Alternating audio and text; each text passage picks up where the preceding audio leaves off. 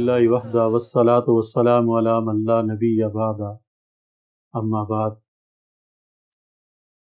محدثین کرام، فقہائے عظام اور ہمارے اسلاف نے اپنی کتابوں کے اندر روزہ کے آداب میں 6 چیزیں بیان کی ہیں کہ اگر ان کا اہتمام کیا جائے تو روزہ بن جائے گا، اور اس پر جو اجر و ثواب کا وعدہ ہے وہ اجر و ثواب انشاءاللہ ملے گا۔ ان میں سب سے پہلی چیز ہے نگاہ کی حفاظت۔ عام زندگی میں بھی اور رمضان میں خاص طور پہ ہمیں اپنی نگاہوں کی حفاظت کرنی چاہیے۔ یہ نگاہ وہیں پہ پڑے جہاں اللہ کا حکم ہے، اور یہ نگاہ وہاں نہ جائے جہاں سے اللہ نے روکا ہے، کیونکہ نگاہ شیطان کے تیروں میں سے ایک تیر ہے۔ نگاہ جس پہ پڑتی ہے اس کا اثر لیتی ہے، اور وہ اثر پھر دل پہ ہوتا ہے۔ اس لیے ہمیں ہمیشہ نگاہوں کی حفاظت کرنی چاہیے، اور رمضان میں تو خاص طور پہ اس کا اہتمام کرنا چاہیے۔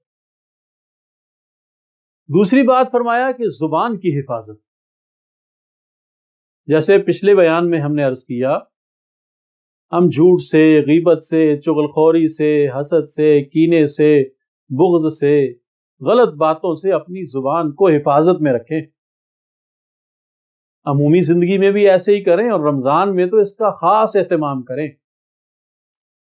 یہ رمضان تو ہے ہی اس لیے کہ اس میں ہماری ٹریننگ ہوتی ہے، اس میں ہماری تربیت ہوتی ہے، اس میں ہمیں یہ چیزیں سکھائی جاتی ہیں کہ اب اس 1 مہینے میں جو ہماری تربیت ہوئی، ہم نے 11 مہینے ویسے ہی گزارنے۔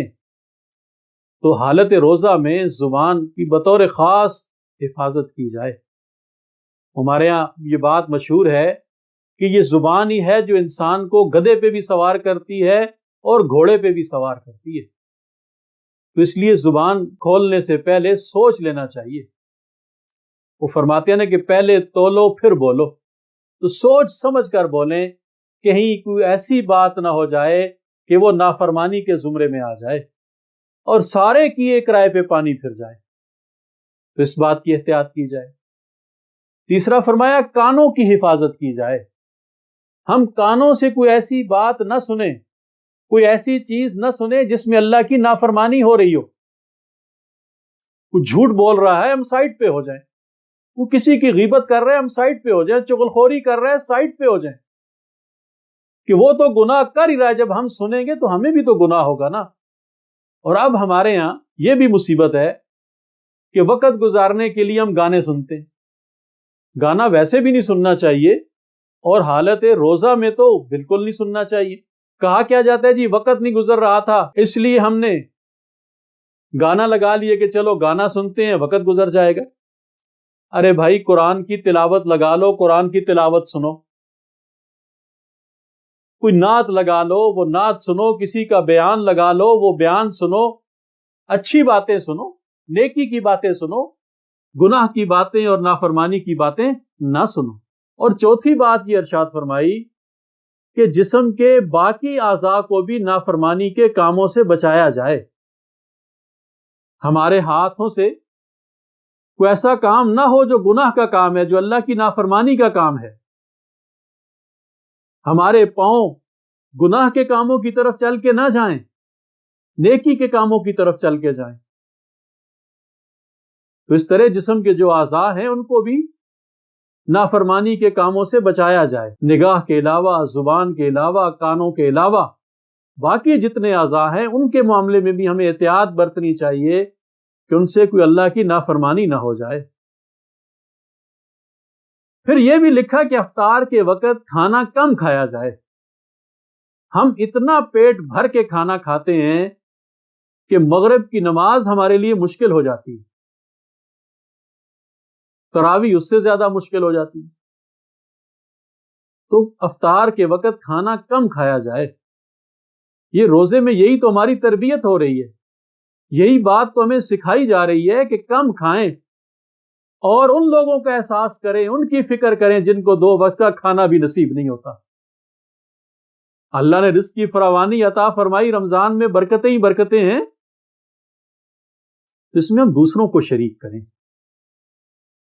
آپ یقین فرمائیں بعض دفعہ مغرب کی نماز میں لوگ افطاری میں اتنا کھا کے آتے ہیں کہ مغرب کی نماز میں ایسے ڈکار لیتے ہیں کہ ان کے ساتھ کھڑا ہونا مشکل ہو جاتا ہے۔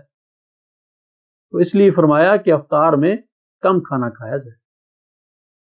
چھٹے نمبر پہ فرمایا کہ روزہ رکھنے کے بعد اس بات سے ڈرتے رہنا بھی ضروری ہے کہ نامعلوم یہ روزہ قابل قبول بھی ہے کہ نہیں۔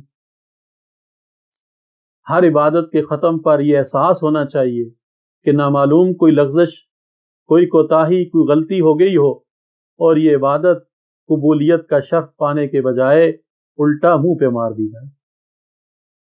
اس لیے ہمیں اپنے اعمال اور عبادات پہ اترانا نہیں چاہیے، غرور اور گھمنڈ نہیں کرنا چاہیے، اللہ تعالیٰ سے گڑ گڑا کر معافی مانگنی چاہیے، اللہ سے یہ التجا کرنی چاہیے کہ یا اللہ ہماری اس ٹوٹی پھوٹی عبادت کو اپنی بارگاہ میں قبول فرما۔